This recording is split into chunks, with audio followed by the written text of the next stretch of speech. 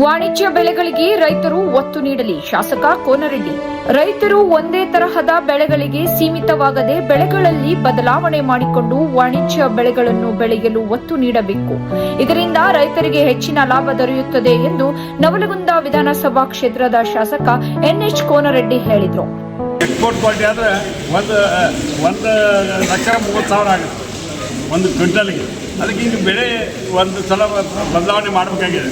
ನಾವೆಲ್ಲ ಏನು ಮಾಡಕತ್ತೀವಿ, ಗೋಂಜಾಳ, ಹೆಸರು ಮತ್ತು ಈಜಿಯಾಗಿ ಬೀಜ ಈಜಿ ಗ್ರೋತ್ ಆಗ್ತಕ್ಕಂಥ ವ್ಯವಸ್ಥೆ ಹೊಂಟಿದೆ. ಇವತ್ತು ಕಮರ್ಷಿಯಲ್ ಆಗಬೇಕಾಗಿದೆ ರೈತರು. ಕಮರ್ಷಿಯಲ್ ಆದಂಥ ರೈತರು ಇಂಥ ಬೆಳೆಗಳಿಂದ ಲಾಭ ಆಗುತ್ತೆ. ಅದಕ್ಕೆ ತೋಟಗಾರಿಕೆ ಬೆಳೆಗಳಿರ್ಬೋದು ಅಥವಾ ಈ ರೀತಿಯಾಗಿರ್ತಕ್ಕಂಥದ್ದು ಇರ್ಬೋದು, ಅಗ್ರಿಕಲ್ಚರ್ದಲ್ಲಿ ಕೃಷಿ ಬೆಳೆಗಳಿರ್ಬೋದು, ಅವನ್ನೆಲ್ಲ ಕೂಡ ವಿಶೇಷವಾದಂಥ ಉತ್ತೇಜನ ಕೊಡಲಿಕ್ಕೆ ಇವತ್ತು ಮಂಡ್ಯದಲ್ಲಿ ಮತ್ತು ಬೆಂಗಳೂರಲ್ಲಿ ಇಂಟರ್ನ್ಯಾಷನಲ್ ಕೃಷಿ ವ್ಯವಸ್ಥೆಗೆ ಒಂದು ಉದ್ಘಾಟನೆ ಮಾಡ್ತದೆ. ಅದಕ್ಕೆ ನಾವು ಮುಖ್ಯಮಂತ್ರಿ ಸಿದ್ದರಾಮಯ್ಯ ಅವರಿಗೆ, ಉಪಮುಖ್ಯಮಂತ್ರಿ ಡಿ.ಕೆ. ಶಿವಕುಮಾರ್ ಸಾಹೇಬರಿಗೆ, ಕೃಷಿ ಸಚಿವರಂಥ ಚಲುವರಾಯ ಸ್ವಾಮಿ ಅವರಿಗೆ, ತೋಟಗಾರಿಕೆ ಸಚಿವರಂಥ ಮಲ್ಲಿಕಾರ್ಜುನ ಅವರಿಗೆ ನಾನು ವಿನಂತಿ ಮಾಡ್ತೀನಿ. ಅವರೆಲ್ಲರೂ ಕೂಡ್ಕೊಂಡು ಒಂದು ಹೊಸ ಯೋಜನೆ ರೂಪಿಸ್ರಿ. ರೈತರು ಕೂಡ ಒಂದು ಮೀಟಿಂಗ್ ಮಾಡಿ ಇದಕ್ಕೆ ಏನಾರು ಒಂದು ಸಂಶೋಧನೆ ಮಾಡಿ ಹೊಸ ತಳಿಯನ್ನು ಇವತ್ತು ತೋಟಗಾರಿಕೆ ಕೃಷಿ ವಿಶ್ವವಿದ್ಯಾಲಯ ಬಾಗಲಕೋಟೆಯವರು ಎಷ್ಟು ಕಂಡಿಡಿದಾರೆ. ಆ ರುದ್ರ ಇರ್ಬೋದು, ತ್ರೀ ಇರ್ಬೋದು, ಆ ಎಲ್ಲ ಇವನ್ನ ರೈತರಿಗೆ ಮುಟ್ಟಿಸಿ ಹೆಚ್ಚು ಬೆಳೆದು ಎಕ್ಸ್ಪೋರ್ಟ್ ಮಾಡಿದ್ರೆ ಇವತ್ತು ಎಕ್ಸ್ಪೋರ್ಟ್ ಮಾರ್ಕೆಟ್ ಇದೆ. ನಮ್ಮದೇ ಮೆಣಸಿನ್ಕಾಯಿ ತೊಗೊಂಡು ನಾವೇ ಪೌಡ್ರ್ ಮಾಡಿ ಇಲ್ಲಿಂದ ಎಕ್ಸ್ಪೋರ್ಟ್ ಮಾಡ್ತಾರೆ ಬೇರೆದವರು. ಆಮೇಲೆ ಬ್ಯಾಡಗಿ ಮೆಣಸಿನ್ಕಾಯಿಗೆ ಹೋಗ್ತಕ್ಕಂಥ ಬೆಳೆನ ಅಣ್ಣಿಗೇರಿ, ನವಲಗುಂದ, ಕುಂದಗೋಳ, ಹುಬ್ಬಳ್ಳಿ ತಾಲೂಕು ಮತ್ತು ಇದ್ರ ಕಡೆ ಧಾರವಾಡ ಜಿಲ್ಲೆ, ಗದಗ ಜಿಲ್ಲೆ, ಬಾಗಲಕೋಟೆ, ಬಳ್ಳಾರಿ ಮತ್ತು ಹೊಸಪೇಟೆ ಉಳಿದ ಕಡೆ ಇವತ್ತು ಜಾಸ್ತಿ ಒಣ ಮೆಣಸಿನ್ಕಾಯಿ, ಕೆಂಪು ಮೆಣಸಿನ್ಕಾಯಿನ ಬೆಳೀತಕ್ಕಂಥ ವ್ಯವಸ್ಥೆ ಇದೆ. ರೈತರಿಗೆ ಅನುಕೂಲ ಆಗೋ ರೇಟ್ ಇವತ್ತು ಸಿಗ್ತಾ ಇದೆ. ಅಂಥ ರೇಟ್ ನಿರಂತರವಾಗಿ ಸಿಗಬೇಕು. ಅದು ಕೇಂದ್ರ ಮತ್ತು ರಾಜ್ಯ ಸರ್ಕಾರ ರೈತರಿಗೆ ಏನು ಸಹಾಯ ಮಾಡೋಕ್ಕೆ ಸಾಧ್ಯ ಐತಿ ಅದೆಲ್ಲ ಮಾಡಿರುವಂಥ ಹಕ್ಕುವತ್ತವನ್ನು ನಾವು ಮಾಡ್ತೀವಿ. ಇಲ್ಲ, ಇದು ಅವೇರ್ನೆಸ್ ಆಗಬೇಕು.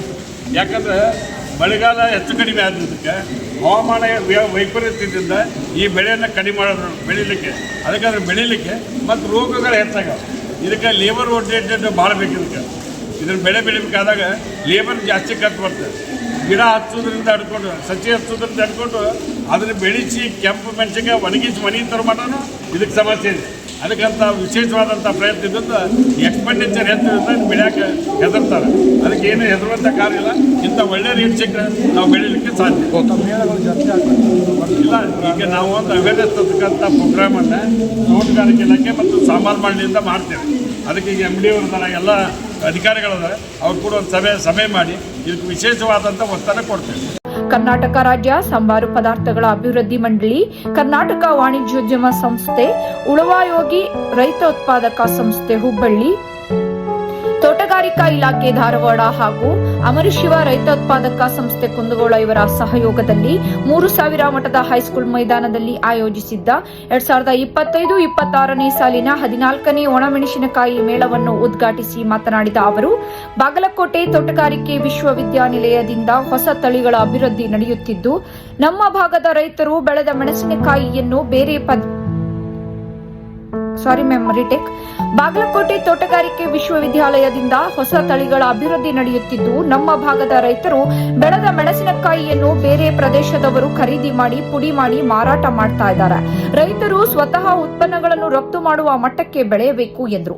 ಅಣ್ಣಿಗೇರಿ, ನವಲಗುಂದ, ಹುಬ್ಬಳ್ಳಿ ಭಾಗದ ಮೆಣಸಿನಕಾಯಿ ಬ್ಯಾಡಗಿ ಮಾರುಕಟ್ಟೆಗೆ ಸಾಗುತ್ತಿದ್ದು, ಧಾರವಾಡ, ಬಾಗಲಕೋಟೆ, ಗದಗ, ಬಳ್ಳಾರಿ ಹಾಗೂ ಹೊಸಪೇಟೆ ಭಾಗಗಳಲ್ಲಿ ಕೆಂಪು ಮತ್ತು ಒಣ ಮೆಣಸಿನಕಾಯಿ ಬೆಳೆಯುವ ಪ್ರಮಾಣ ಹೆಚ್ಚುತ್ತಿದೆ. ಇದರಿಂದ ರೈತರಿಗೆ ಉತ್ತಮ ಬೆಲೆ ಸಿಗುತ್ತಿದ್ದು, ಈ ದರ ಸ್ಥಿರವಾಗಿರಲು ಸರ್ಕಾರ ರೈತಪರ ಯೋಜನೆಗಳನ್ನು ರೂಪಿಸಬೇಕು ಎಂದು ಮನವಿ ಮಾಡುವುದಾಗಿ ಹೇಳಿದರು.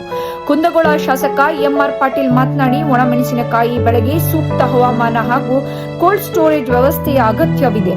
ನಿಯತಕಾಲಿಕ ಬೆಳೆಗಳ ಜೊತೆಗೆ ವಾಣಿಜ್ಯ ಬೆಳೆಗಳನ್ನು ಬೆಳೆಸಿ ರೈತರು ಆರ್ಥಿಕ ಸ್ಥಿರತೆ ಸಾಧಿಸಬೇಕು ಎಂದರು. ಕಾರ್ಯಕ್ರಮದಲ್ಲಿ ತೋಟಗಾರಿಕೆ ಇಲಾಖೆಯ ಸಿಬ್ಬಂದಿ ಹಾಗೂ ಇತರರು ಉಪಸ್ಥಿತರಿದ್ದರು.